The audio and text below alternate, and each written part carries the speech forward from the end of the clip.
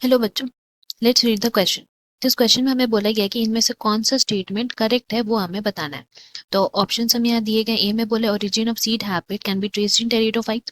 B में है pteridophyte में जो गैमीटोफाइट पार्ट होता है वो उसका प्रोटोनिमल एंड लीफी स्टेज होता है। सी में है in gymnosperms female gametophyte is free living. और डी में है एंथ्रीडियोफोर्स एंड आर्किगोनियोफोर्स जो है they are present in pteridophytes. So इस क्वेश्चन की अगर हम की कॉन्सेप्ट के बारे में बात करते हैं then it will be reproductive characters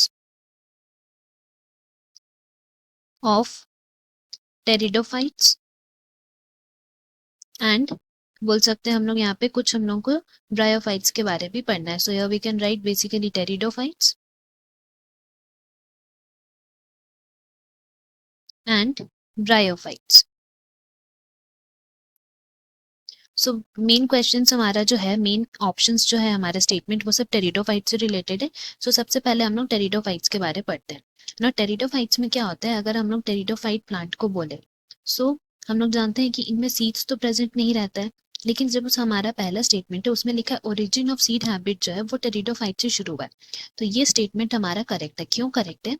because अगर हम बात करें टेरिडोफाइट्स, वो ऐसा प्लांट है that is vascular, right.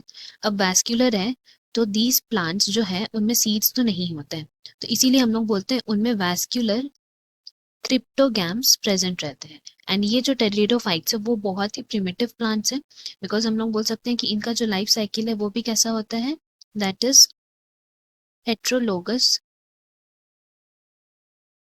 Diplo haplontic life cycle होते हैं इनके। एंड जैसे कि हम लोग जानते हैं कि टेरिडोफाइट्स जो होते हैं वो फर्स्ट लैंड प्लांट्स है, फर्स्ट टेरेस्ट्रियल प्लांट्स है, हम लोग तो जानते ही हैं। दैट इज वो पहले ऐसे प्लांट्स है जो अर्थ में इवॉल्व हुए थे and that is the reason कि ये सीडलेस है।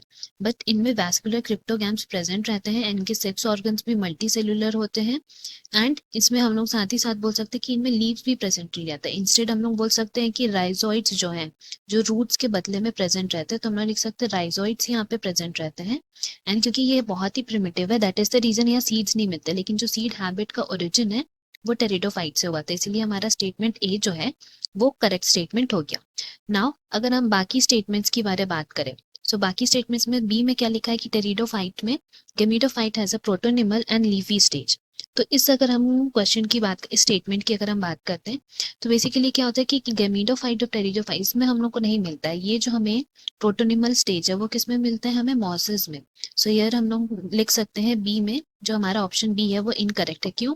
Because in mosses we find the protonemal stage.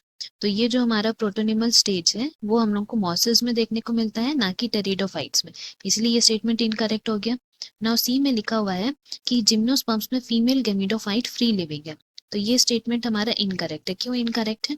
Because आप स्टेटमेंट सी की बात करें तो इसमें जो जिम्नोस्पर्म्स होते हैं, जिम्नोस्पर्म्स में अगर हम फीमेल गैमीट्स की बात करें, सो ये जो फीमेल गैमिडोफाइट है दे आर प्रेजेंट या फिर बोल सकते हैं डेवलप